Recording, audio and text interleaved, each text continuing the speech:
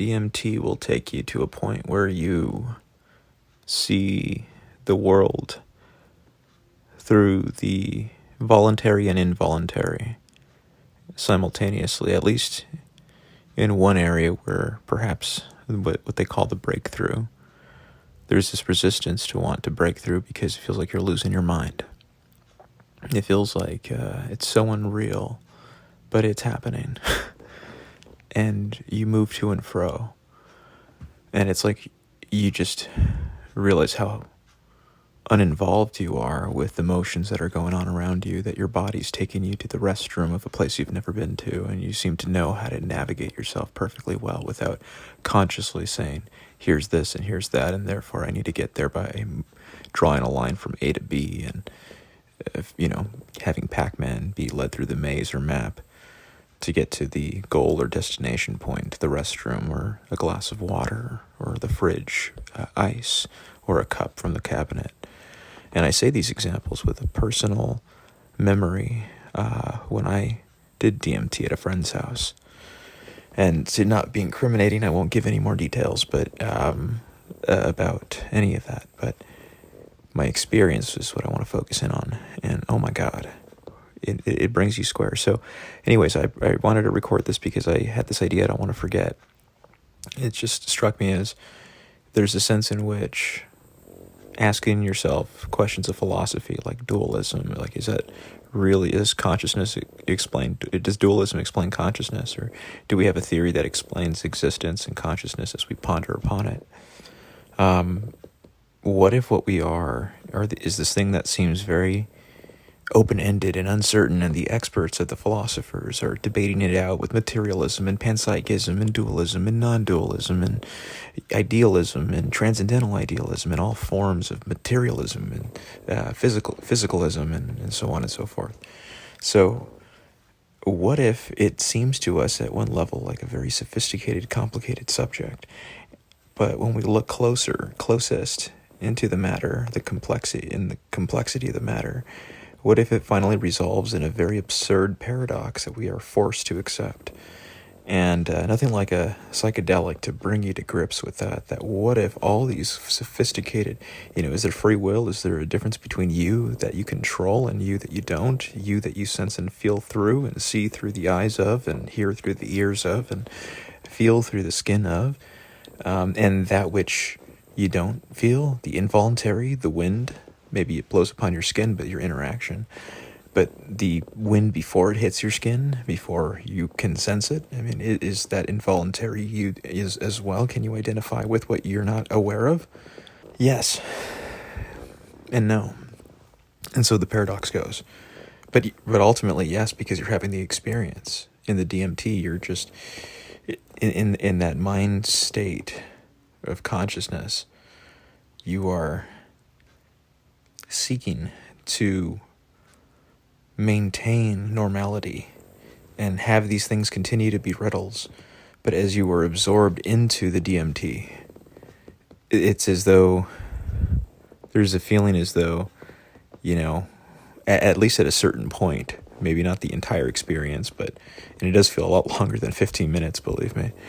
At a certain point, it kind of hits you where it feels like you're really losing it, and I guess that could really be a traumatic or scary, and maybe not traumatic, but a scary experience. It certainly is a scary experience, but it could be a really bad experience or a really good experience or somewhere in between. It could be an experience. I fucking essentially said nothing. I'm sorry. But again, getting back to what I wanted to say mainly, was what if, when thinking about or pondering upon identity, consciousness, and existence, what if what we are right now while we're alive, and what if the reason why we have to appreciate why we're alive so much as well, is all due to the fact that we are a being that resists losing its constitution to complexity and randomness. It's like right now it's in a coherent order and it strives in this homeostasis to maintain an equilibrium. And we feel that from the subjective experience in the DMT, when there's this breakthrough kind of stuff I heard about. I don't know if I experienced a breakthrough. Anyway, there's this concept of breakthrough where I'm trying to latch it onto this feeling, and maybe I'm incorrectly latching on with a community so far of DMT experts, which I have no idea about the actual studied field at this point, apart from what I'm saying here, which I take to be my own opinion, not theirs. But yes, finally, ultimately, what if what we are and what we should be grateful for is that we are grounded to this body that we sense and feel through, and that there are a bunch of other organisms around us that can do the same, and socializing perhaps emerges, and there becomes a sort of nourishment that creatures, human beings, have with each other's, and many animals in their own species and ecosystems exhibit similar behaviors. Many, I won't say all, I don't know for sure, I'm not a scientist, but it would seem as though there is a gravitation to like individuals of a species. And the more they have in common, the more they kind of nourish their collective existence and understanding of themselves, and kind of gives them a renewal of confidence, or a revivification, if that's a word, of, charisma. Anyways, I'm drifting. But if truly losing your mind, an awful feeling is, I feel some people, I certainly have come close and flirted at the edges. And I wonder sometimes, oh my God, what if death is that? I mean, you're leaving would be just fucking terrified of that. A lot of people think that we're in the head. You're leaving your head. Or maybe like you're a locus of awareness that is on an objective picture inside the body somewhere, or maybe in the brain, or maybe throughout the entire complete organism and the outlines of it. But then the Buddhist picture says that, the foreground, they kind of color and shade in a foreground, but it's also only existent because of a background.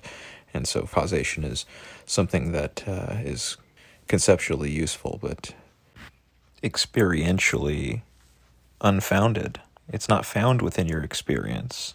Causation is found in your intellect, in your ability to reason and think through on the grid of Maya, the ideas of life. But the reality of it, it's not causal. It's transactional. Okay, ultimately what I want to say here is that yes, there is this grounding that we have in the body while we're alive, and that might be the reason why life inherits so much value, at least that we, with this consciousness, this locus of awareness, we integrate into the body, creates a consistency enough that we're not mere creatures. And so we're this pattern in the ocean, a whirlpool in the ocean, and the ocean and the whirlpool are all one unifying thing. It's a water. It's H2O molecules, yet simultaneously unique in the pattern of the whirlpool that has a finite duration and that holds to consistency while it's alive until it can't.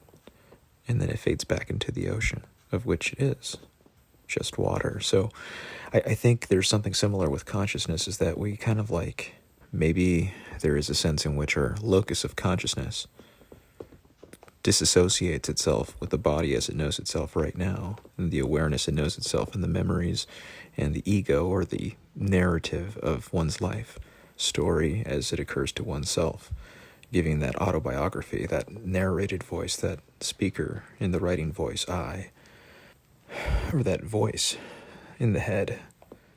All of that is illusory. And what's real cannot be put into words. It is this. I could point at it right now, but I can't explain it to you.